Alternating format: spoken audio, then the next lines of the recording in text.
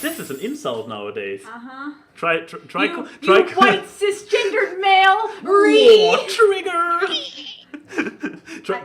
Try calling somebody on Tumblr white. Hoo-hoo, you're in for trouble. Maybe I've had people call me mayonnaise before. This Don't laugh at me, also Lauren. I'm that's a new one to me. I don't know. I don't want to think about it, and this is why I say hello and welcome everybody to the AWKWARDCast ANY and Keyframe, Wonder About Random Dribble, and today with us for the second time, I believe only, the Abbey Roadie. So, Abby, you have been here before, but still, who are you? What do you do? Why should we care? I'm an elevator pitch. Animator, character designer, illustrator, graphic designer, best friend to Keyframe. Yeah. Wait, I didn't agree to this. I didn't agree to this being part of your description. A decade ago, you agreed to this. You were locked in, Missy. It's pretty obvious. I thought this was under an NDA, man. I mean, who would have guessed that it is nepotism that gets you on the show? So, but here you have it, confirmed by Abbey Roadie. Thank you very much for that. God damn it. But to make it even more awkward. Yes, Lauren, you can plug your medias at the end of the show, but no, this doesn't work with the setup of the show. There is no good time to plug yourself, so she better does it now, and it's obviously in the description down below. Where can people see your shit? Not necessarily a critique about your art. I mean shit in the general term. No, I know it's shit. Anyway. Oh God, everybody go to her Twitter, check out her pictures and tell her how awesome they are. If you follow me on Twitter, you already know the links to all my stuff. But if you don't, follow me, the Abbey Roadie, on Twitter, and my links are everywhere else. To DeviantArt, to YouTube, all that jazz. So, good stuff. Tell her to draw memes. Commission her to just draw memes. Just memes, only memes. Don't let your memes be dreams. Only memes. Pay her $5, she'll draw the weird hand thing that's apparently also a meme. I keep thinking of the GameCube one you showed me. Oh, okay. We can talk about that later. Anyway, how was your week? Yeah, indeed. To move this thing along, how have you been recently? Busy but good, but also really excited because everything in entertainment right now is exciting right now. Think about it. We've got Weezer dropping Toto covers. We've got How to Train Your Dragon teaser coming up next week. We've got Incredibles 2 coming up. We've got a ton of stuff. We had a new Gorillaz music video in the past week. A lot of stuff has been happening, so I think that's a lot to be able to talk about. All very exciting, and a lot of it relating to animation. So I'd say pretty good week so far. But what about in your life? I mean, this is her life. Oh, okay. This is her life. Just seeing all the great stuff that happens elsewhere, and it's I had a good week. I mean, your job, Lauren, that I can say is that you actually work for a designing company that involves a lot of. So I do get partially, hyped about that as a potential of something I get to work on later. But as I am under NDAs, I cannot say anything. That is actual. I have signed NDAs, so I cannot say what I'm working on right now. Lauren just is in a cabinet in her job, like one of those, just the cabinet that's under the sink in the employee lounge with a laptop. But I'm not allowed to talk about it. And it's like she has to watch every trailer and teaser for thing, frame by frame, be like, okay, have to draw like this, have to do this, have to do that. They sometimes throw her an iced coffee in there to keep her alive. But I don't know what you're talking about. NDAs aside, so you have cool shit you're working on, and if people want to find out about it, they need to stick around. Yeah, pretty much. And I guess once my stuff actually starts making it out, because you got to make this stuff way in advance. So once it actually starts hitting shelves and all that good jazz, I will be talking about it. But it's been in a lot of development for the past few months, so I can't really say anything about it right now. But it's all good stuff, and it's all big deal. So it's exciting. That's exciting, but I can't. But because I can't really say anything about it, that's all I can say. I can't really say anything about it. So what has been up in my life recently? Work, normal. mostly. I live such an exciting life. It's beautiful, isn't it? Besides that, do I really have nothing unique about myself going on in my life? I'm afraid not. So, probably the most exciting thing happening this week was that yesterday I had to actually clean out my flat and drag my ass out of the flat to the airport to pick this one up. And I Spring somehow... cleaning. Yeah. I make your life more exciting. Yay. And I have the feeling that this one has probably more fun anecdotes related to her travels here. Oh my lord. So yeah, let's give the screen time that I would usually take up with not interesting stuff and Well, give it you'll to have her. an interesting media. But anyway. Which one did I pick? Final Space. Now you give it away! Sorry! Talk. Well, anyway, hi. So, I'm here again. Let me tell you the story of how I got here. Oh boy! So, let me give you a little preface. My flight from LA to Reykjavik, which was my connecting to go to Reykjavik to Berlin, was supposed to leave at 7 p.m. Pacific Standard Time. It became 7 p.m. Standard Time. And guess what was not there? The goddamn plane! Uh-oh. The plane wasn't even in the gate. This is what I mean. Like, it wasn't even boarded. So you weren't kidding with that picture. Yeah! On Twitter, I put a little picture being like, something's missing here. By the way, great responses, everyone. Good job. But, so yeah, we finally boarded around 7:30 and got on, and, I got on, and I was just like, I'm so perturbed and annoyed. I just wanted to, I was praying that no one was sitting next to me on this 8.5-hour flight. This was the first good thing to happen. This person came in and they were like, hey, are you sitting here? And I was like, yeah. I have a favor to ask you. Okay, stranger. I'm intrigued. And he's like, okay, so they canceled my flight 2 days ago, so this was his flight to replace the flight that got canceled. Mm-hmm. But I want to sit with my girlfriend. Could she switch seats with you? And I was like, fine, I'll do something nice, because that's what I am. But funny enough, her seat was actually one of those premium seats with a lot of leg room. So I was like, okay, fair trade-off. Oh. I was like, why would you want to switch seats? Just so you could sit with your boyfriend? Like, but leg room. That was one good thing. Now here comes the stressful part again. So I popped a sleeping pill and went to bed. I slept throughout most of the flight. I got up and I went to just ask the stewardess in the back, being like, hey, what time is it in Iceland? And they were like, oh, it's so-and-so time. So I said, cool, we only have like 2 hours left. They're just like, oh no, we have 3.5 hours left. What? She's like, oh yeah, we're landing at 11:30 now. Originally we landed at like 10:45 or 10:50. I checked my phone with the boarding pass. Reykjavik to Berlin. Boarding time starts at 11:15. Oh. Now here's the great part. I wasn't suffering alone, ladies and gentlemen, because 80% of this flight was people with connecting flights. They even were stating like the names of the gates that you had to go to when we were landing, and they were like, oh, London, Stansted, Copenhagen, Paris, and Berlin. And I hope you packed your running shoes. yeah, here's the thing. They were like, we ask kindly that anyone this is your final destination to remain seated while the connecting people leave. 80% of the plane gets up. And you can see just like, I think I saw like 5 people sitting down. And they were looking up at us like, oh no. And I was sitting next to a person who also had the Berlin ticket. And they were like, oh, the stewardess kept saying, be optimistic, it's fine. You'll still have plenty of time to go through customs. It's a really small airport, which it was. The passport control place was lined up to the stairs. There was a line going down the stairs. Oh no. So I'm standing there, my passport shaking in my hands.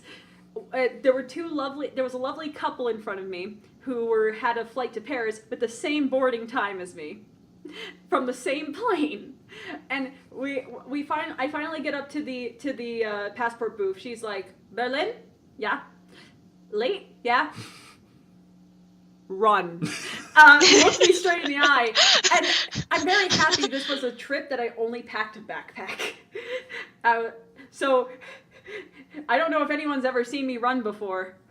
It's a sight to behold, because I grabbed my passport, bolted to the end of the airport where my flight was, and like a cartoon skidded my feet to a stop, being like, is this Berlin? No, this is Copenhagen. Berlin's right next to you.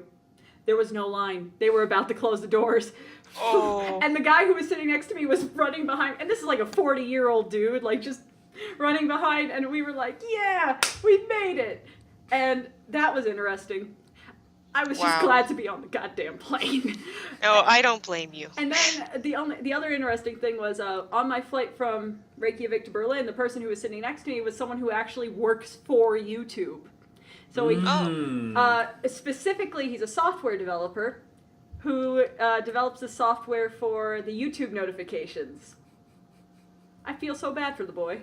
Yeah. Oh God. And we were just having talks about like how the notification systems work and looking at everything from all sides, up security at the YouTube offices. It was an interesting conversation. And now I'm here. And you're alive. I know. I'm very happy to be. The plane hit turbulence so many times. Also, I'm pretty sure you're supposed to slow down when you're landing a plane. I'm pretty sure, WOW Airlines. I'm just thinking of Airplane when the plane is landing and the wheels break off and it's just sliding down the runway and every gate is like, this flight is arriving at gate 10, gate 11, gate 12, and everyone's running. Gate 15, gate 16. But, I mean, like, I had a similar experience to that at BronyCon where we landed and it had a bounce when it landed, and even the pilot was like, okay, we're here. Like, breathing a sigh of relief. But let me just say, WOW Airlines, you make me pay for a glass of water and you make me almost miss my flight. Your planes are pink, though. Neat. I can say one thing, you make me say wow. But I guess you get what you get for your price. But, so that was anything interesting that happened in my last few days. I posted up a new video on my YouTube channel, which is a speed draw of my pinup of Amanda from your Little Witch Academy, which is, I'm going to be posting up a bigger video, not this coming week, but the next week. I almost had it done by the time I had to leave. Whoop. And, the music in the video is by Unirob, because I'm going to plug him till the day I die. Oh yeah, you can tell because it's a ukulele. Yes, all ukulele music is made by Unirob, apparently. But the one thing that I hated is that I was originally going to do a voiceover for this video, and it was supposed to say, and like the professional that I am, I forgot to record the entire shading process. Which is the part that people like the most about my art, so I guess I gotta keep that secret. But I'm glad to be putting up a video again. It's nice to do that. It's so much better to make speed paints in Premiere. Because you can just turn up the duration so fast. It's like, this is what working computers feel like? Oh my god. Which reminds me, I still have a speed paint of my Monopoly meme thingy. Somewhere half edited lying around on my hard drive. No, there was one message I got on Tumblr from this video that I hated. And it was like, oh, I see that you have references on the side. I thought you were a real artist. Yeah, because a real artist is Lauren, always... Lauren, let me ask you. Don't you love that statement of, oh, if you look at references, you're not a real artist? Oh, it's so great. Makes me feel great. Because all art that is created nowadays, all of it, has no references whatsoever. And even in the olden times, where people drew portraits by having an actual person right in front of them posing, totally not a reference. They are not real artists. They all... They totally painted all of these figures anatomically correct without a reference. That makes sense. From mine. Michelangelo totally didn't study corpses to get anatomy correct on his paintings, and even then, he totally didn't use live models. I'm sorry, I just like the thought of Michelangelo, because he did the Sistine Chapel, right? Mm-hmm. Just imagining him bringing corpses into the church and posing them, being like, and the priest being like, "Why are there dead bodies in here, Michael?" Let the master work. It is a kunst, it's art, it's a form of art. Draw the picture. I'm a real artist, I'm using a reference. And then it was the other thing. I'm so racist, I'm sorry. And then it was the other thing is someone was asking me, why do I have like blobs of yellow in my background and stuff? And I'm like, it's called indicating a light source, you muppets. But yeah, if you want to see a return of speed drawings, look at my video. It's in the doodly-doo. I'm going to try for at least 2 months to have a video every other week. Chrissy's coming back, I promise. But yeah, so that was my week. I guess we should move on to videos. Nearly perfect timing. If you could have stretched your week out for like 10 seconds more, it would have been like, this was my week. But finished. Well, anyway, media. I guess I'll start with mine. Okay. Which you got this one? Yes. Okay. We just got back from seeing Solo, a Star Wars film. Before I actually talk about the movie, let me talk about what happened at the movie theater. Oh yeah, sure. Go ahead. By the way, no fear about spoilers. If we go into spoiler territory, we will put up a warning. Yeah, I'm gonna be pretty spoiler free. Yes. Because it's just general thoughts.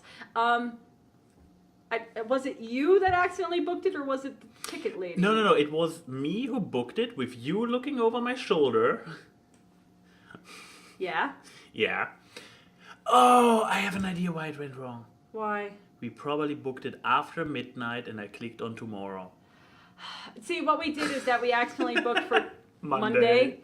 And when we got in, the ticket lady was like, "Okay, cool, you got your reservation, everything's good." Yeah, you go up there, you get your glasses up there. Yeah, we went to Subway to eat. We're all giddy to go see Solo, a Star Wars story. Then we get up there, and the lady's like, "Blup," instead of bling. Blup. And in German, she probably was like, "Dude, your ticket fucked." And so I'm sitting there with this soda and popcorn while I was trying to fix this. And what the lady did, kind of her to do, she just wrote her name on the top of the ticket and was like, "Okay, just go up there and they'll let you in." Yeah, take whatever seat you. And we found good seats, so everything was good. But Solo, a Star Wars film. Watching it, I honestly don't get the hate behind it. I'm being serious. I feel like reviewers and angry Star Wars fans are way too triggered about this movie. This is a good movie. It's a solid entry into the whole extended universe franchise. It had less gaping plot holes than Last Jedi, so.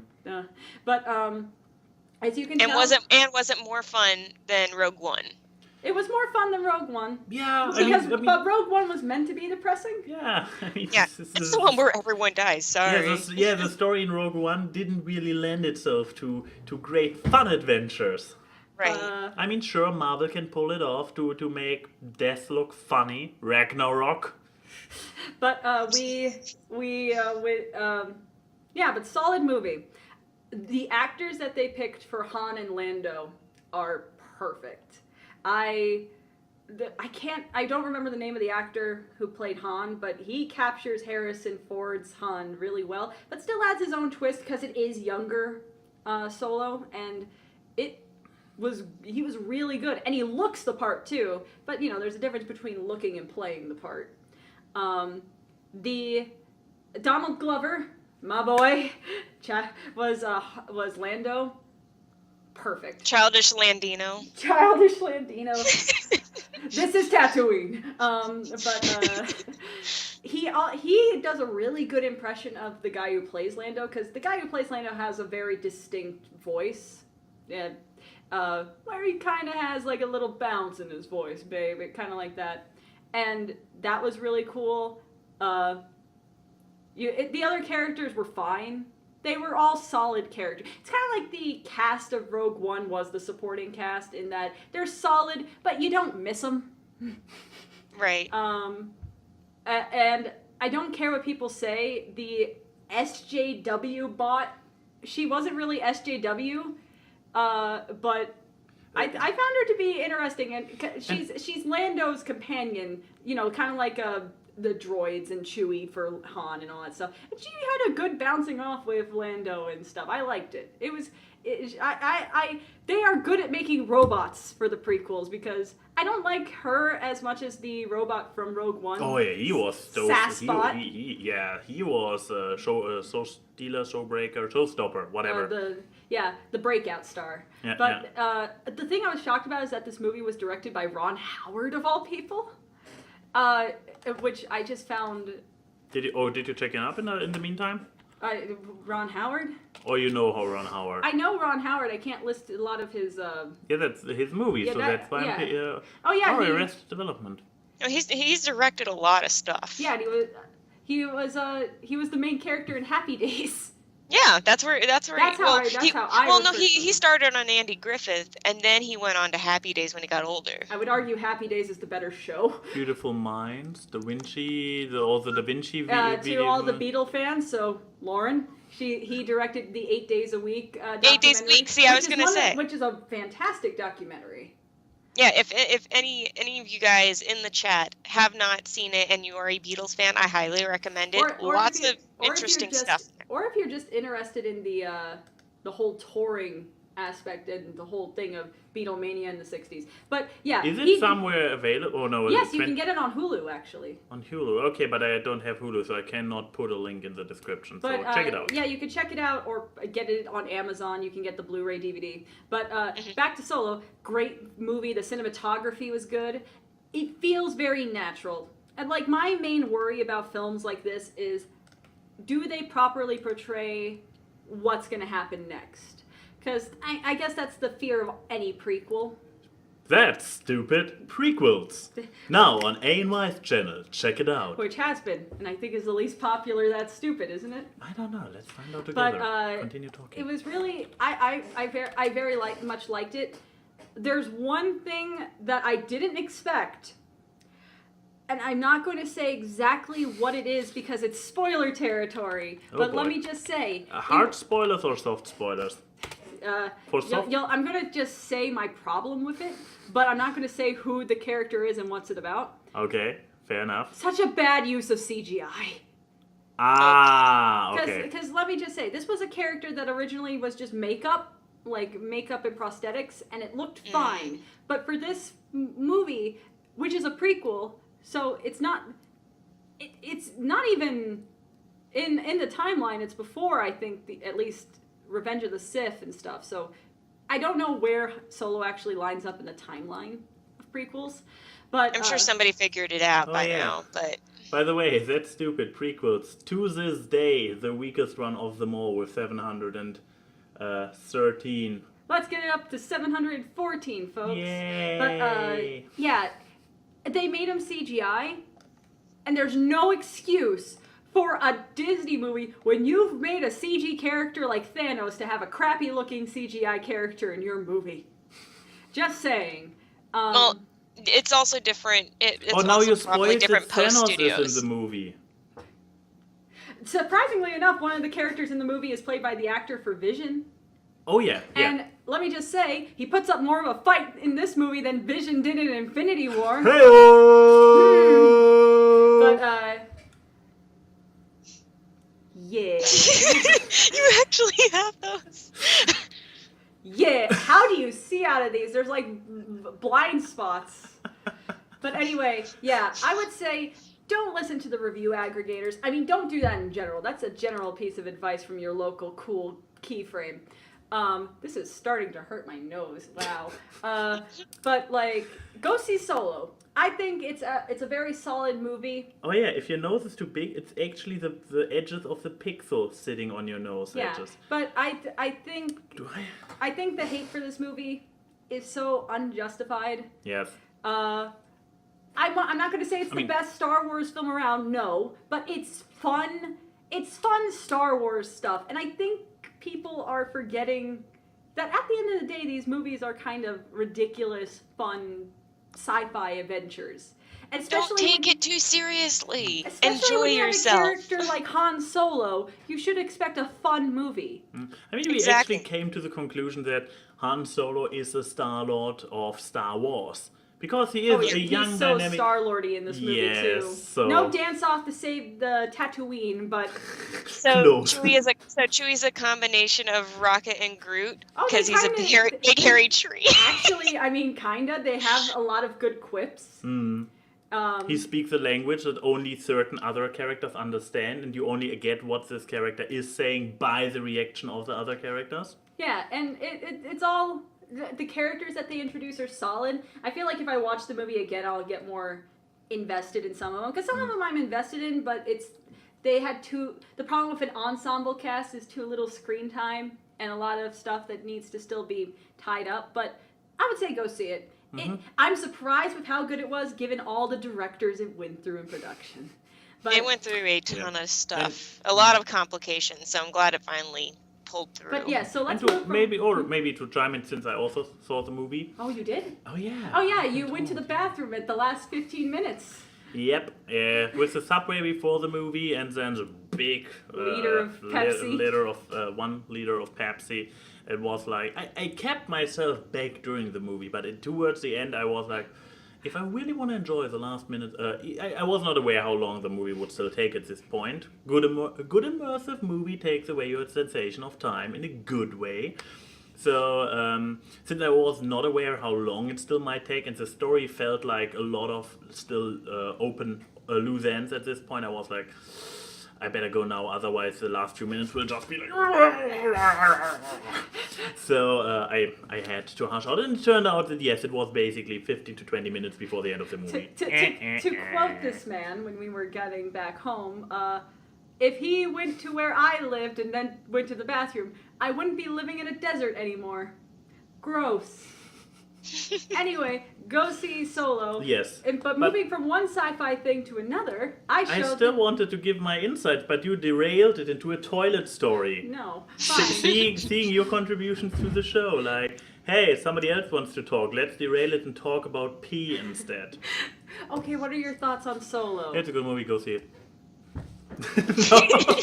I can do this now. 10 out of 10, I'll take it. No, but the thing is, yeah, I can confirm. I also heard, like, I mean, this is a new fashion thing. So when a new, especially Star Wars movie comes out, it's all social justice warrior fight. It's all crappy. They are destroying the fandom. They go too far back to the originals in plot devices. In Force Awakens, they go too far away from the originals. In Last Jedi, this in here I also heard that, because this is a fashion thing though. I heard the controversial, like, oh, social justice warriors, mainstreamy, whatever. So here's the funny thing. Okay, we to address this, yes, we have this robot who comes a little bit across as a little bit Tumblr, but they didn't glorify it. She was just there.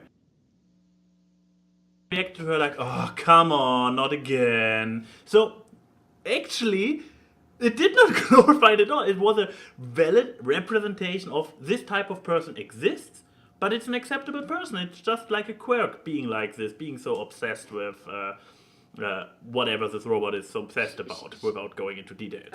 Yeah, I guess that is spoilery. I wouldn't say if it... No, I don't. That's why I'm not saying it. Oh. But, yeah. Okay, I don't have anything else to add, I guess. I also enjoyed it. I had... While I did enjoy The Last Jedi in cinema, I had a good time. I came out and had moments where I, in hindsight, even while watching, I was like, and in hindsight, I was like, yeah, this was actually really pretty dumb. I still enjoyed it, so I'm not hating on the movie, but in this one, so far, I have a stellar experience. I don't have anything where I'm like, well, this was dumb, or there was a glaring plot, or this character acted completely stupid and derailed the plot for no good reason. No, when something went wrong, it went wrong for a good reason in this movie. I mean, obviously not the good reason, but the reason where you can say like, okay, I see how the characters ended up in this shitty situation and how this was unavoidable given what the characters knew and could do at the time.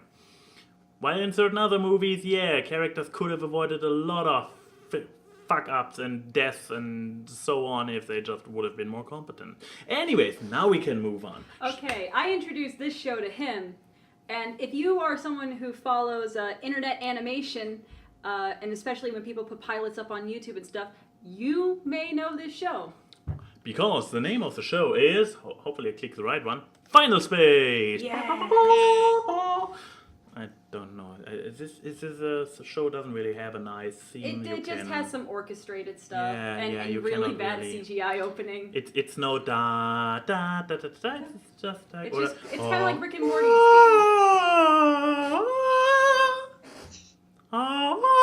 No, it's not. So yeah, what about this show? Well, you go first. Yeah, no. I was just checking if you're cringing over there. I am. Don't worry. Good. Just wanted to get my quota of cringe today. Yeah, this show. Apparently it is rather fresh or whatever. You know more about the history of the show. It aired this year. So it's a pretty fresh stuff in the house. How to describe it? My first impression was it has a certain. If you like certain, it's not. I don't want to call it a Rick and Morty show because it has a very different mindset, a very different feeling behind it.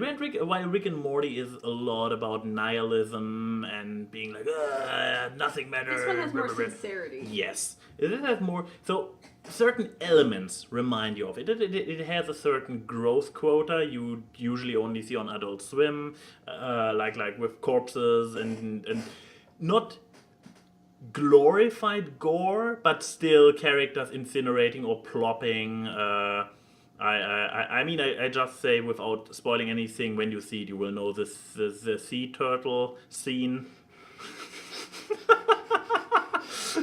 Oh, Lauren, boy. you like sea turtles, right?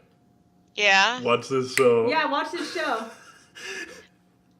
I'm nervous now. It should be. Yeah. So this show, it has a darker tone, so it's definitively not a kids show. That's why, and from the style of animation and type of characters, it feels Rick and Morty-esque with having a completely different tone. The tone is a bit more optimistic. Your protagonist is not a cynical genius. How to describe Gary? Gary is Star-Lord with more PTSD. I guess, and also with more ADHD. He's not a smart cookie, not at all.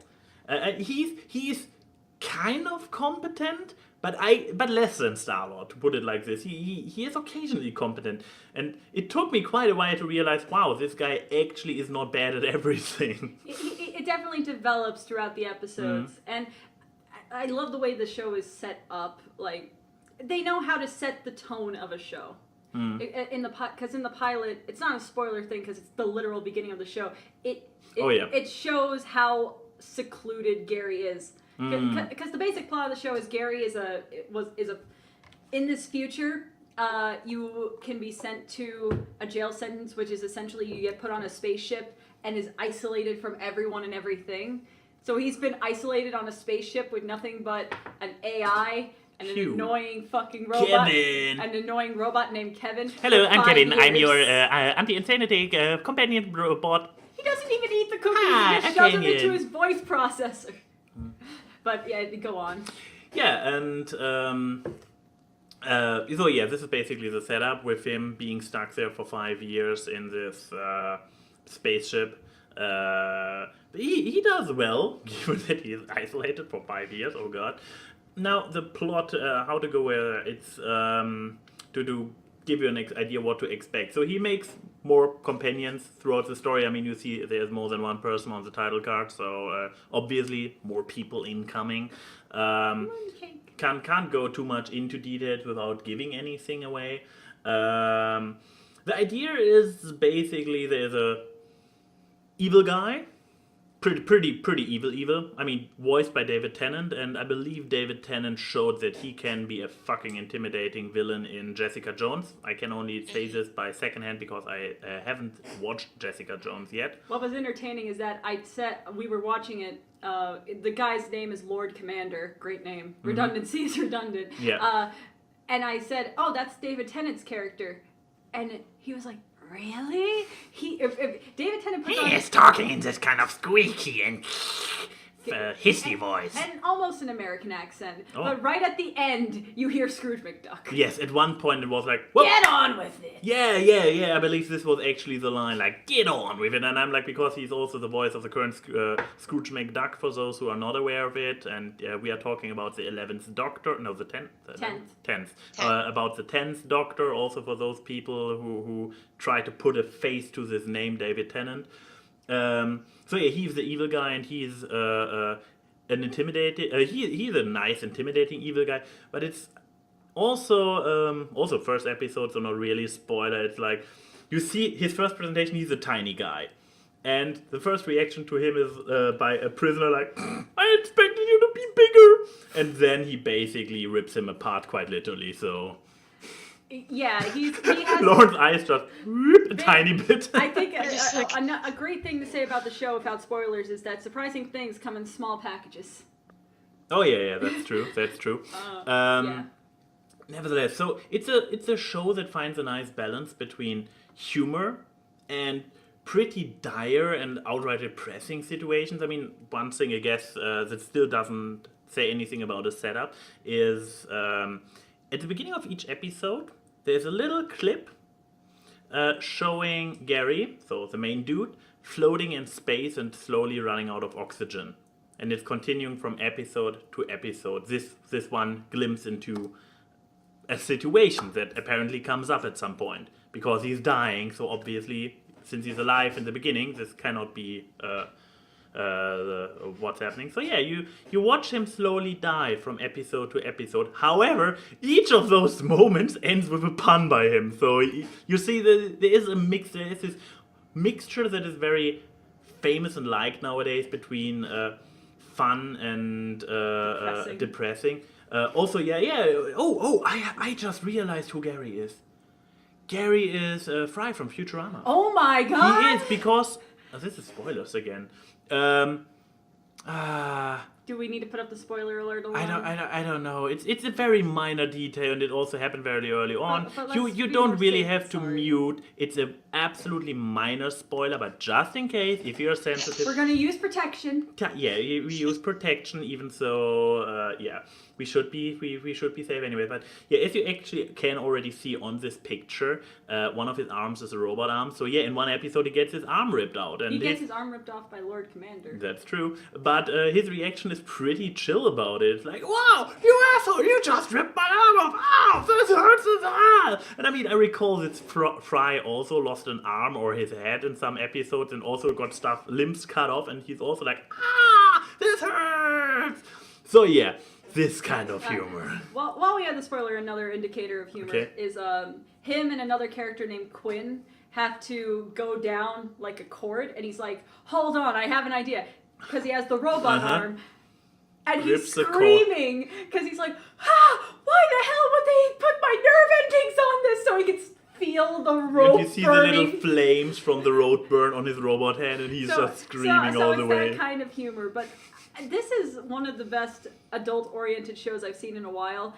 The style is a cleaner Rick and Morty, but I would argue the visuals when it's in motion and the backgrounds are way more ambitious than Rick and Morty ever is. And they also don't go into those high-strung pseudoscience, so that you don't have to worry that the final space fandom will declare at some point, like, "You need to have a high IQ to actually understand this show, like me. Yeah, I can laugh about Rick and Morty jokes, I get them." You need to have a decent IQ to like Final Space. Yeah, no, it's fine. Final Space is for the average viewer. So if you don't have a genius IQ, you can still enjoy this show. But the fart jokes in Rick and Morty might be a bit high for you. It's very bingeable too, because there's only 10 episodes. Yes, that's true. We literally binged it yesterday. I mean, it took until 2 a.m. because we started only after you arrived and dinner. And no, we did have dinner while watching it, didn't we? No, we had dinner and then we went to the market and then we came back. We did. We just ate fruits. We ate fruits. We ate strawberries and blueberries. Yes. And pretzels. Yes. Important I don't know why these people need that glimpse into the life, but my little input about Final Space, because this is a show made by a YouTuber. Which probably means that I can put the pilot, that I can put the pilot on the list, so check out in the... If you people follow Crown Prince, she did an episode of Scribble Kibble about the Final Space pilot, because how they did the pilot was just a great way to set up things. And this show is just such a good balance of stuff. And if you watch it with, we watched it on Watch Cartoons, and with some episodes, they actually have Olin talking about the behind the scenes of the writing and stuff for certain episodes. What was on TV when it aired, I assume. Yeah, what was on TV when it aired, but I don't know if the streaming services have the same thing. Probably not. It's interesting because you could tell that he has so much passion behind his project and behind his work, which is heartwarming to see a YouTube show, a YouTuber to TV transition that feels so genuine. Because when you see the other YouTuber shows like the great classics of Annoying Orange and Fred and React, the series, it's disingenuous. But this feels like there's a lot of heart and love behind it. Yes, and it's one of those shows which are not episodic. It's an ongoing storyline that constantly builds up over all episodes. So even the episodes that are kind of more fillery still serve a purpose. Mm-hmm. I would argue there's only one episode that really counts as filler. Give me a cue that doesn't give anything away, and I can nod or shake my head. Mooncake battling monsters. This was the one. Yeah, there happened stuff in the side lines. Yeah, happened. but even you said it was like only 5% was relevant. But either way, go watch Final Space. I know it got greenlit for season 2. I can't wait for that to come out. And the finale will make you hyped for season 2. I can guarantee. Yes, I agree. I agree with this statement. But yeah, this leaves only one person who has to share their medium this week. Someone who's been in the corner all quiet like a nerd. Yeah, Keyframe. So what did you bring this week? Ow. Yes, we finally get to talk about what has been a hot topic for almost a week, past 3 days, I want to say, right? Yeah, let's talk about the new Gorillaz music video for Humility, right? Humility, yes, with Jack Black. Yes, can we talk about, we pretty much had a huge callback to Tenacious D, like in The Pick of Destiny, with having Jack Black on the beach in Venice playing guitar. And there's a lot to talk about in this music video, a lot going on. It's a lot of fun. I love that they brought back bringing, the hand-drawn animated gorillas, because for a while they were doing, you saw it probably last year, there was motion capture 3D models of the gorillas band. Yeah, for like strobe light and interviews and stuff. Yeah, which, I mean, it wasn't bad, but the gorillas we all know and love, who have stuck with it for the longest time, we know them as 2D characters existing in the real world. That's part of the charm of it. That really nobody was really doing what this band was doing before until they made it a thing. And this is, I'm just getting, it's both a love for the old and bringing in the new with this music video. Kind of bringing back the old comedy and charm of having the gorillas interact with the real world. Also, yeah, there's this definite weird crossover going on with Ace from the Gangrene Gang from Powerpuff Girls, who is suddenly now the new step-in character for Murdoch, who's apparently in jail right now. And I guess according to the lore of Gorillaz going on, that is this the storyline that continues going on, is that Ace and Murdoch are apparently really good friends, and he basically called in Ace to yeah, there he is, right there. There he is. There's Ace. So everyone saw the glasses, the slicked hair, the green skin. They figured, wait, this guy looks a lot like Ace from the Powerpuff Girls. No, it couldn't be. But then, Fanon, it got confirmed. And now we know, and it's because basically Craig McCracken and Jamie Hewlett, if I remember, they are both really good friends in real life, and so they've paid homages and made crossover hints in both their projects. In Powerpuff Girls, you probably have all seen it in the Powerpuff Girls movie. There is an ad for the gorillas in a newspaper that Mojo Jojo is holding. And then there's another promotional image that the gorillas use that have Mojo Jojo on 2D's t-shirt.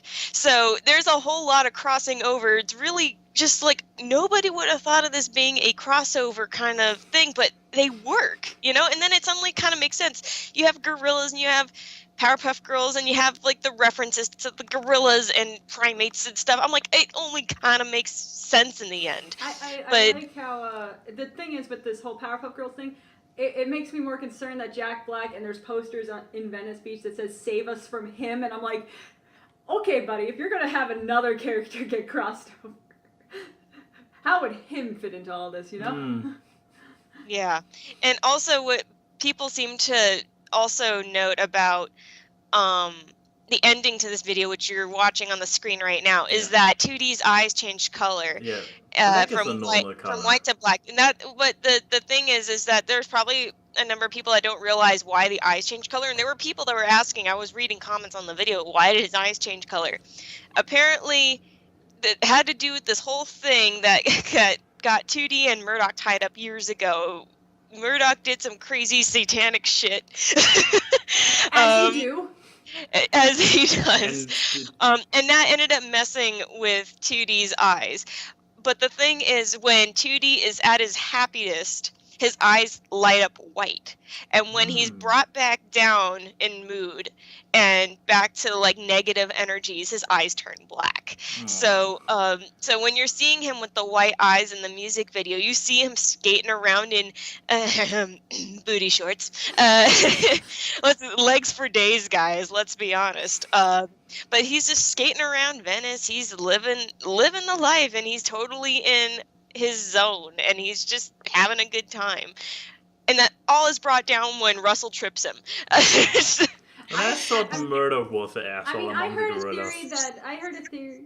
The end. So then you realize, like, oh, there is like actually the connection there, and they kept that there from way early on in the gorilla story. Yeah. Yeah, I mean, I heard a theory that it's actually 2D being possessed because the white eyes are also a feature Russell has when he's possessed. And Jack Black is the spirit that's possessing him, because when his eyes go back to black, you see that Jack Black isn't following him anymore. It's true. I like to think that Jack Black is a happy ghost. Yeah, and actually, in a way, it almost when you bring it up like that, it almost makes sense why he's wearing. You notice his kicks are like. Well, they're supposed to be actually like a brand of shoe. I can't remember what the name is right now, but they have the wings on the heels that are supposed to be, they're almost like, I know there's like a Greek god that has... Hermes. Apollo? Hermes. Hermes. There's Roman and Grecian. Yeah, so. Hermes is one of the... Yeah, so Hermes is supposed to be... Because he's Apollo had wing shoes too. Maybe you're right. But no, Mercury. Oh yeah, Mercury and Hermes are the... Apollo is a musician, and I keep mixing it up because Hermes is a musician in the Disney Hercules movie. But he also has the wings. Yeah. I remember it was Hermes because he's like a messenger. Chat is telling us now, very... They're clarifying. Thank you, chat.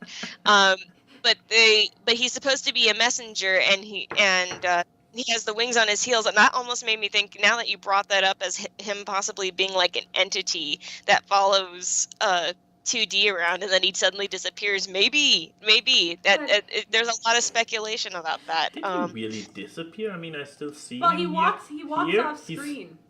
That's not him. Yeah. Yeah, here. No, here. Oh yeah, here he walks off screen. And then now his eyes go back to black. See, and suddenly he's bad at skating. Yeah. Suddenly he's not confident. He's tripping over himself, and yep. But yeah, no, that's actually like a really good thing to think about in terms of Jack Black following him around, and then suddenly he disappears the moment the moment that 2D is tripped.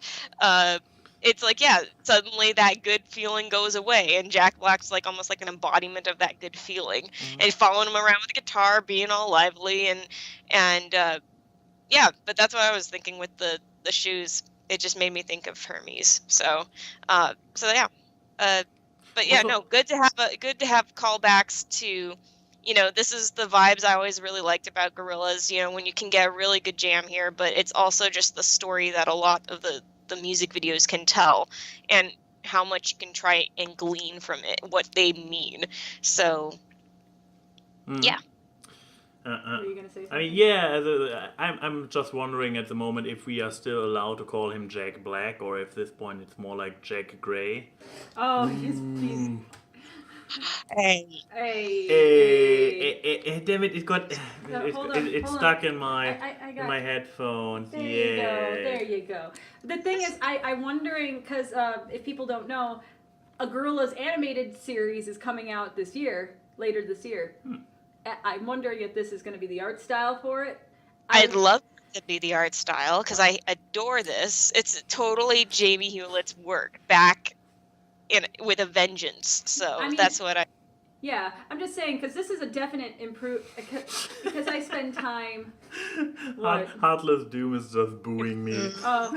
Because like I've binge watched a lot of the Gorillaz stuff, and seeing how you go from Clint Eastwood's music video and then Feel Good Inc.'s music video, and then now in the realm of their 2D episodes, the art style, he's gotten so people think that once you become popular you don't improve. Bullshit. Look at the Gorillaz. Nope. Yeah, that's absolutely right. I'm just kind of worried that they're going to go back to like the Phase 2 style, where they had those like Gorilla Bites little shorts, like with where my eel at? Where my eel? He don't look so good. He's feeling a bit eel. Melted spice. But melted spice. Which is still a very nice style, but I don't know if I'll be disappointed or not, because you see how good this looks. Yeah, I don't think it's gonna go back to that. If it goes back to maybe simpler means of animation on a smaller budget, I don't know. I don't know what their budget is. I'm hoping it's a little bit bigger now, so that they can have a better production value, like what they have here in this music video. But at the very least, I hope that it's really more like we stick to this art style, even if it's translated into a different program instead of what they used here, in order to simplify it. I don't know. I don't see the art style really changing though. Yeah. But yeah. I just say I see what I see here, as I think they're gonna stick with that. Yeah. But yeah, if you want to watch it, well, go on YouTube's trending. It's been #1 for like the past 3 days, which is awesome. And should this be too much for you to figure out, or you watch this podcast in the far future, I will put a link in the description down below. And oh god, this chair is a bit especially squeaky. Yeah, today. It's talking. Old men AY tells you about stuff from the olden days. Help. 2 days ago. I became old. Oh. But now it's time to get to the Q&A. We actually got interesting questions today. But as a new feature, we should totally totes my goat start out here. In the Discord, where you could send questions. Yeah, weep. So, because we got 2 questions in my new Discord. Did I promote it last week already? You promoted it last week. Okay, keep your eyes peeled on my Twitter, kids, because I might send out another invite later. Yes. So yeah. One question from the Denim Ninja. How would you describe each person on the show this week by comparing them to a beverage? Can be alcoholic or non-alcoholic. I guess each Okay. How do we do this? Are we going to? I can list one for. I could just do both. So each do both, or do we? Each do both. I think that works. Okay. And it gives people more time to think and gives. It's true. It's true. Lauren. Mm. I would say, you are. You are a glass of pink lemonade. Aww. Very, very sweet. Aw. And a little bit tangy Yes. on the finish. Yes, you're very sweet, but if you mess with me, if I mess with you, well, I know that my stomach's not gonna feel good later. But yeah, and for you, probably some kind of coffee. I mean, we can go for Kahlua, for example, like coffee liquor. Oh, yeah. So alcohol and coffee. Okay, then here is a nice bottle of Kahlua. I can work with that. Okay, for you, I would say drink, right? Yes, drink. Oh, poop! I just thought about the sweet. What was going to be the sweet? I'm curious now. After 8, but with white chocolate to represent the skin color. Oh. Thanks. But with some kind of mint in forms of in the inside. There's on the outside you have the sweets, the chocolate, but on the inside you have the more refined, like with mint. Oh, I'm refined deep down. So now transfer. I'm pretty sure there's a cocktail called After 8, which represents the food. So let's go with that. All right. Well, what about her? What about Lauren? The problem is I wanted to go for something similar like you. Now I have to pretend to be creative. So Lauren is... What is Lauren? I probably should look this way, since this resembles more me looking in the right direction on the stream. What resembles Lauren? I have it now. What? Yeah? Blueberry muffin tea. Blueberry muffin tea? It exists. That's a thing. There she goes. And here's the fantastic thing about blueberry muffin tea. You hear about it and you are like, huh? How does it even I didn't know work? that's a thing. Yes, but if you drink it, this is the amazing part. If you drink it, it literally tastes like, well, wait, let me turn on the lamp. Ah, there we go. It's literally blueberry muffin just tea. like blueberry muffins. And they also have like strawberry cheesecake and stuff, and I wouldn't be surprised if they taste the exact same. And it literally drink it and it tastes like a blueberry muffin. You drink it and you're like, everything. My senses tell me I'm drinking tea, but it's blueberry muffin. How does that relate to her at all? I don't know. It's also kind of. It's just like a vibe. Fruity and muffin. I see her as a muffin woman. You are a muffin. It's muffin time, Lauren. Yeah. A muffin. Somebody kill me. I just want to die. Yeah. Why would you let me die? Okay, Lauren. Now you do us. Oh, Kim first. Actually, the first thing I was thinking of was, I was thinking I wanted to do something alcoholic, but then I was thinking, oh, but he could do coffee, and I was thinking, wait, I know it doesn't necessarily fit, but Irish coffee is what I thought of. I actually like it. Like you get Bailey's or something like that, you know? That's what I think of. Just because I could see you being, you know, classy and gentlemanly, but also have a lot of fun. I mean, he's a classy gentleman that watches Killing Bites. It's true. That's an Irish coffee in a nutshell. Hey. So I hope that was pretty spot on. And now for No. Also, yes, Lego. Phrasing. Phrasing. Yes. Let's see. Because there's so many aspects I know about you for almost 10 years of friendship. Decade-long friendship. So, Long Island iced tea. Because everything is in Long Island iced tea. You have gin, you have vodka, you have tequila, you have rum, you have... Wait, are you changing your answer for No, me? I'm giving a suggestion to Lauren, because Lauren's idea was everything. I know so much, so, and Long Island iced tea is the one cocktail where so much goes in there. But please, you still owe us an answer. Personally, I see, Yeah. I wanted to actually say, like, sangria. Like, you have a lot of, like, you can still, have, like, a lot of passion, a lot of fun, a lot of creativity. That's what I think of sangria, is, like, you have a little bit of everything, and it all comes together nicely, and something that's refreshing and exciting and sweet. So, that's how I... Stop! I just noticed something on a meta level, which I think is funny. What? So, both of us picked something non-alcoholic to describe Lauren, and we each other describe each other with alcohol. You know what, Lauren? I changed my answer to you. You are a mint julep.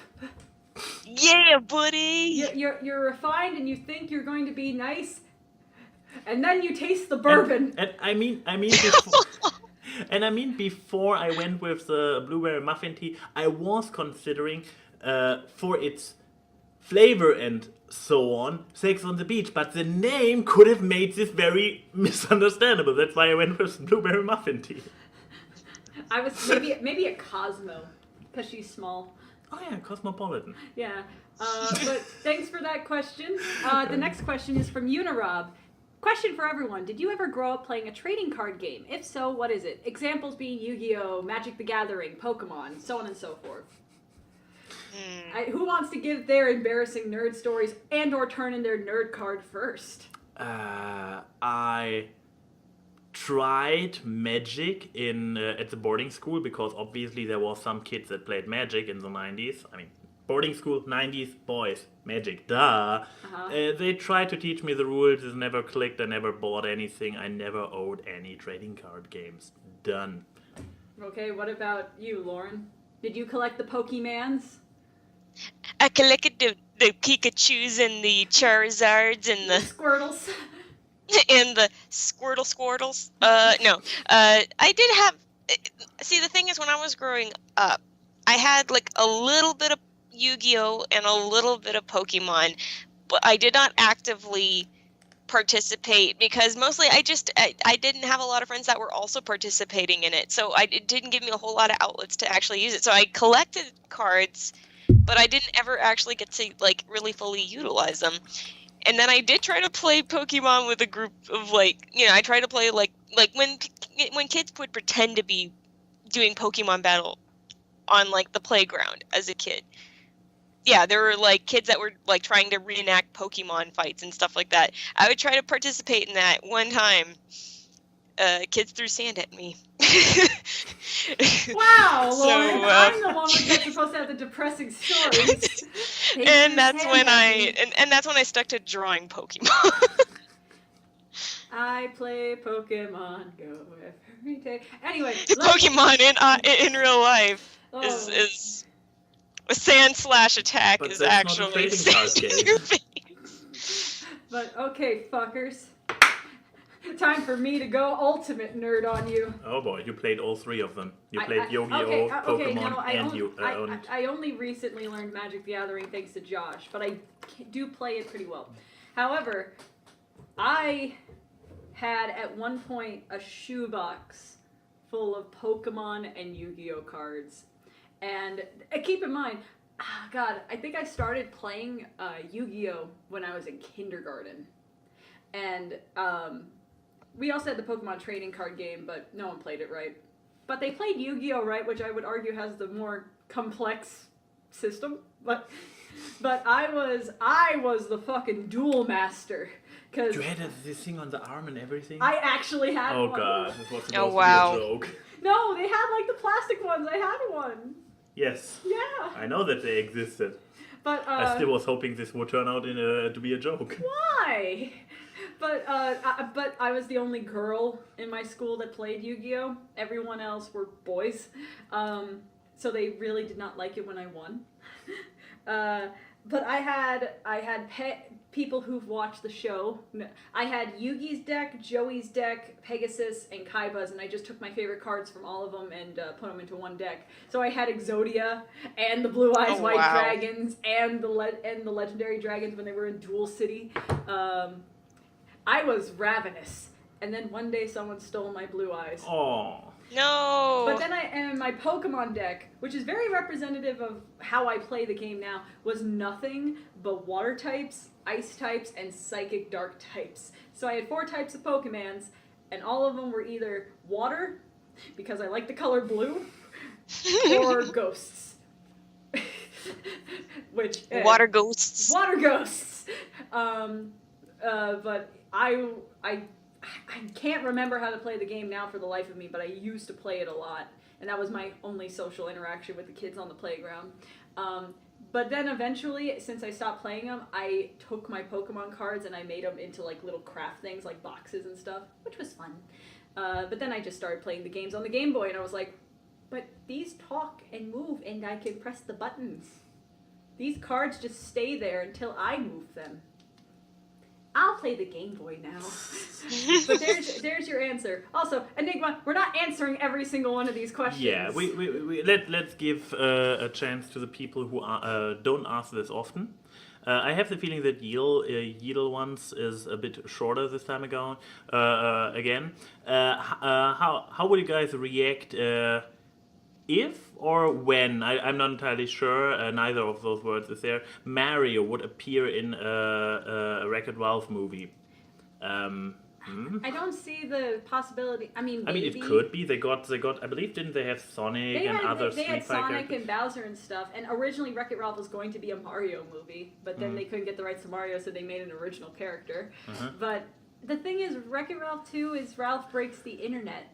And I don't really. I mean, it would be nice to be like, hey, look, there's Mario, but I wouldn't really react in a big way, I guess. What about you, Lauren? Would you go Yahoo if Mario went on screen? Right. Yahoo! I'd lose my shit if Luigi was there. Yeah. Screw Mario. Screw Mario. We like the tall. Luigi needs more love. Anyway, but I personally see as far as because again the realm is the internet. I don't know how much they will bring up Let's Players. I don't know if they will end up bringing up Mario as a thing, but I mean it'd be cool if they had like a somewhat of a nod to him, but I don't see how otherwise he would fit into like the potential of online gaming unless it was you're doing Mario through an app or something like that. I mean, there is a Mario or if you're doing app. There's an app that's called Mario Run, and it's like one of those speed running games that you can play on your phone. It's like Temple Run or what do they call it? Kind of, but a side scroller. Yeah.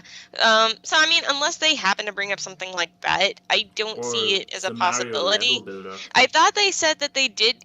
I thought they said they did obtain the rights to be able to use them in the sequel, but I don't know how. I just don't see how they are going to utilize him unless he's some nod really early on in the movie before they go to the internet. Yeah, I don't know. Or this is level builder.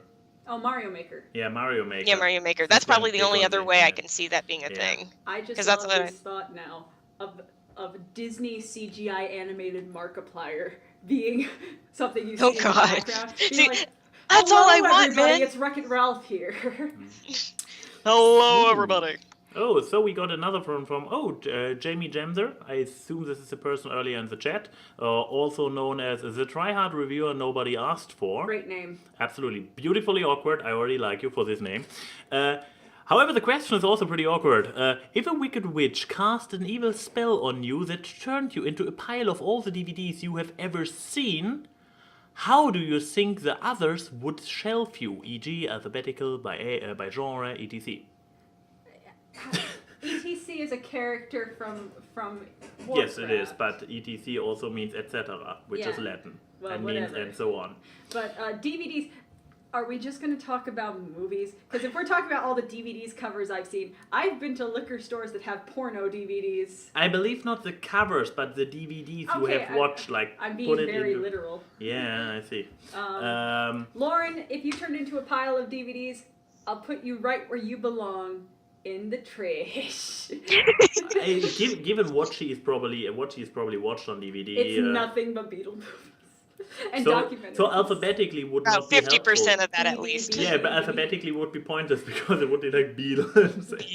So probably by date in your case, since you are only Beatles movies anyway.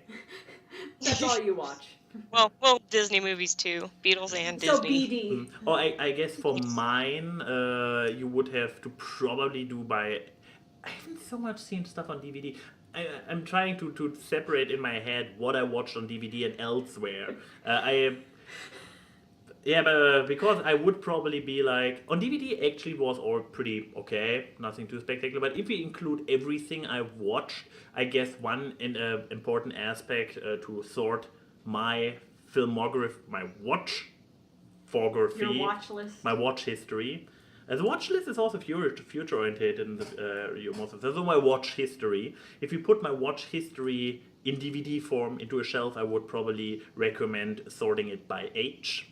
Not by age of the DVD, but by age restriction. Like keep the since I watch everything from My Little Pony. Fuck it, to hentai. So you should not line those up in the same bar. You should make gates between the ages. We should have saved you for last. That would have been a great transition to the post show. I guess so. You're turning pink. But no, I was laughing because I was imagining the DVDs I know you owned or had, and I'm just imagining you turning into just the Gorillaz live thing with that really bad performance of Dare, Cats, Oh yeah, I and have a lot of- Eurotrip. I actually did watch a lot of musicals on DVD, which is fun. How you would sort me? One section is everything I've watched. The other section is everything I've watched for the purposes of memes and riffing. So a bunch of B movie DVDs. So seriously watchable stuff, and the stuff you probably want to get high first. Yeah, my serious watch stuff will consist of stuff like The Godfather, Prince of Egypt, Yellow Submarine, good animated films. Go on. Why are And what would be in the other? What, in the meme thing? Yes. Really badly dubbed hentai. Okay. So where? Uh-huh. So where would Scooby-Doo fall with only those two Yeah, where's the categories? Okay, this depends on film. Are we gonna? I'm not going to go too into this, but okay, the first 4 movies, so like Zombie Island, Witches, Ghosts, Alien Invaders, and I don't care what anyone says, Cyber Chase, they'll go in the good movie pile. There's a couple other ones that will go in the good movie pile. The fucking Goblin King will go in the trash. There's going to be a good few. The Scooby-Doo live-action Cartoon Network sequels, where Fred has black hair, those go in the fire. Those go in the furnace. And you may say, Chrissy, But don't you burn still watched plastic. them. It's called morbid curiosity. There's a lot of stuff that would go on my shelf of morbid curiosity. That would be. There's one hentai that I saw where a guy did a backflip where the dick went into the girl's mouth from the backflip. Look, me and some of my friends from like DA games and everything, we have times where we will just look up really dumb, poorly dubbed, super exaggerated hentai and riff on top of it, which is a great pastime, by the way. Essentially, the Mystery Science Theater section would be my thing. But thank you for that question. That's interesting. We have 2 questions from Enigma that are Directed also directed at Abby, and the other ones are pretty general, so we can use them in a later episode. So I would say we focus on those 2. So yeah, Abby. From Enigma Prince to you Prince. with a lot of green hearts and a winky face at the end of his message. She looks so uncomfortable. Abby. I'm not, because I'm like, I haven't seen it, so I'm just like, wait, what? Abby, have Yes. any good at, have any, do you? There's a do you missing. Abby, have any good advice for me as I turn the big 25 soon? I would love to hear what you would say and offer to me, and I would greatly appreciate it. We should have kept this for last. Damn it. Enigma, sweetie, honey, dollface. You don't ask a person, what to offer to you for your 25th birthday. I bring you this chicken. As just saying the wording and phrasing goes, and what to offer to me, I would greatly appreciate it. Heart, heart, heart, heart, heart, heart, winky face. However, green heart. So it might not be romantic love, but more. What are the other loves? There's this, Platonic? Yeah, platonic love. Adoration. I mean, what is green love for? It's just phrasing. But, Phrasing. You know what, Lauren? What would you offer to a random person on their 25th birthday? I don't care. I'm looking over here. No, look over there, or you look very strange on stream because you're like, yeah, I look off camera now because I'm like that. Ow! Oh my god, your pit is so sweaty. Ew. That's what you get for it. So, Lauren. What would I offer? My condolences. Also, I meant it in sincerity. I meant it in sincerity and appreciation. And Digma, you know that if you're going to ask a question on this show, we're going to make fun of you. Oh, this is one way to put it. We make fun of all of our fans. It's how we care. This is true for you, maybe. But what advice would you give to? Because how old are you now, Lauren? 24. I'm 25. Yeah. What advice would you give as a 25-year-old? So since somebody who's like about to turn 25. Yes, you just make this big transition of this number. Which is not connected to any legal stuff whatsoever. So it's really just a number, but people make a lot of concerns about numbers. So as somebody who just survived it, go. There really hasn't been any difference between 24 and 25 so far. Get ready to adult a little bit more. I mean, don't grow up, but you are going to grow old. That's pretty much, that's what I'm going to say. It's like, don't lose sight of the fact that, you're growing older. Don't ever lose sight of the fact that you don't have to ever really grow up. Be a man I say, yeah, hold on to the stuff that makes you happy. And this is what I'm saying with actual sincerity is, as life gets more difficult, it's just hold on, count your blessings, really appreciate everything, that all the good little things that happen each day. And I know that it sounds like really mushy-gushy, but I really do mean it. And I happen to just look away from the camera. Now I'm looking at you. Yeah, this is what happens when you try sincerity on this show. Lauren, for this. But anyway, I'm trying to be sincere in the answer of yes. Just count your blessings. Don't take everything too seriously. You'll start sprouting gray hairs. For this genuine, good advice, life advice, you get one dab. Dab for Christ. Oh boy. But the next question from It's Enigma. probably awkward enough as well. Key and Abby, who in your opinion is your female cartoon or actual role model that you best emulate in your life? I'm going to just stick to cartoons because they're more fun. How have they influenced your lifestyle and choices? If I have to openly admit that cartoons have influenced my lifestyle and choices, I don't know what that makes me. I say as I'm wearing a Lucio shirt in public. You can't see it, and that's probably for the best. It's cold in here. But, anyway, I guess, like, of female cartoon characters, I think I act a lot like, I take the moral compass of Pinkie Pie. Sorry to go to the pony show, but it's probably the best representation.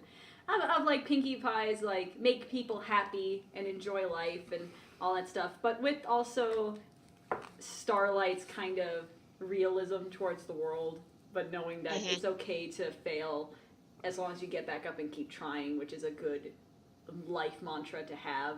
Because if you just give up after your first try at everything, you're not going to live life. But that I guess that's me, because I'm a pony person. What about you, Lau? The thing is, you took two ponies I would have used also, but I'm gonna let you have those.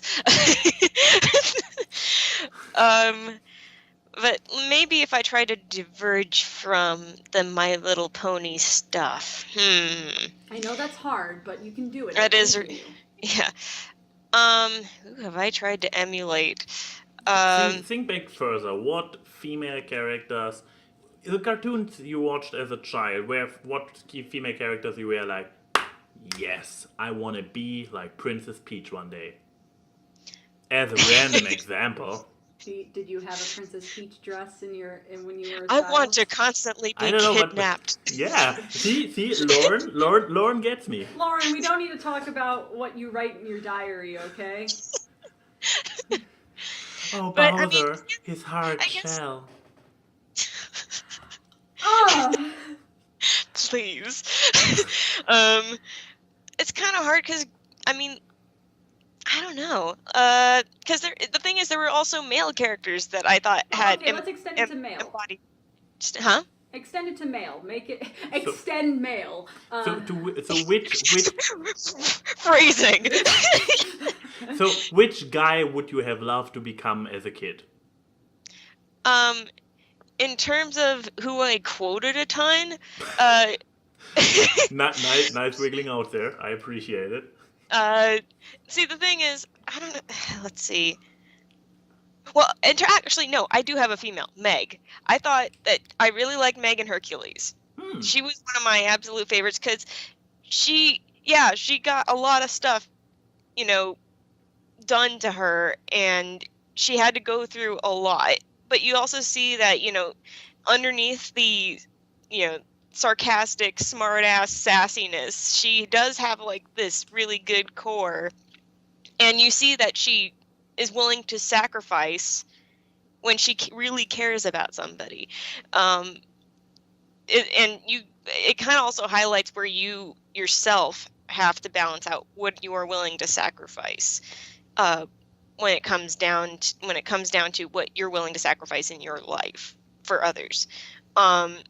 I thought she was one of those more, when they're graduating more towards the powerful female characters in the Disney Renaissance that wasn't a direct princess or anything like that. She was a hero. I guess you could say she was a heroine.